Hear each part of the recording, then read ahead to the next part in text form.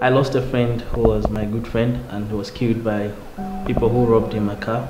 My life was somehow not good. It was kind of really painful to my parents because they used to get worried about me most of the time with the people I related with in the society. Lots of them were taxi drivers, and I was influenced to do my driving in the street without the driver's license.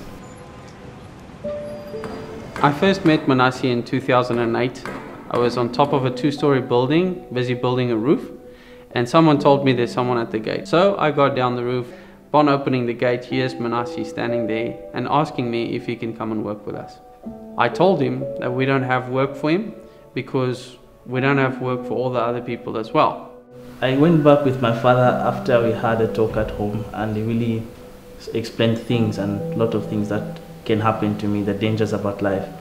And I told him what answer I got from Hannes. From there, I developed the interest of going to work with PDH, looking at a friend of mine who was working with PDH and how he changed his life. Here's Manasi again, but this time with his father. I felt so bad, this person was literally begging me to allow Jesus to come into our lives and to develop this person. We took Manasi in, and the rest is history.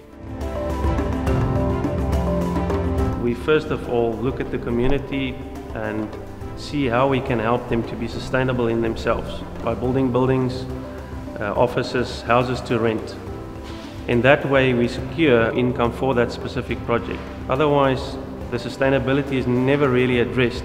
We first look at the person, we develop the person, whether it is through developing him with a certain skill on the construction site, or we mentor him. We disciple this person. We spend 8 hours a day, 6 days a week with these people. We want to create sustainable missions, sustainable projects that sustains the mission work that's happening in and from Africa. And we do that mainly through construction work.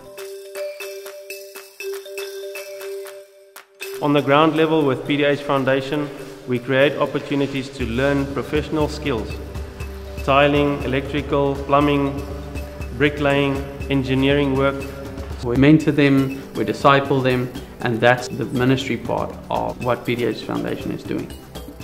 PDH tries to look at people holistically, and in doing so, it is a privilege to provide one cooked lunch every day for the workers, and in many cases, that is the only meal they eat for that day.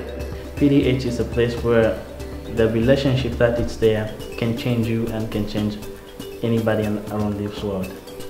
PDH is currently in a very good standing with the government, the local government of Zambia, because of the way PDH is looking at socio-economical problems in our communities, and that's one of the reasons why PDH is giving out bursaries to some of the staff to further their education, to diplomas, even degrees. Also, another thing PDH does is they look at scholarships for the workers' kids to go to school and attain good education. PDH has really taught me to become a professional electrician, and it has developed me in terms of management, how to take ownership of responsibilities that I'm given. He feels at the end of the month, I have worked for this money, I'm going home, I'm spending this money on my wife and my kids and my home. There's a certain sense of self-worth that's developing in himself, dignity is there. Another way that we're doing integrated missions is when we are doing business deals with different communities such as the Chinese or the Lebanese or the Zambians or the Indians.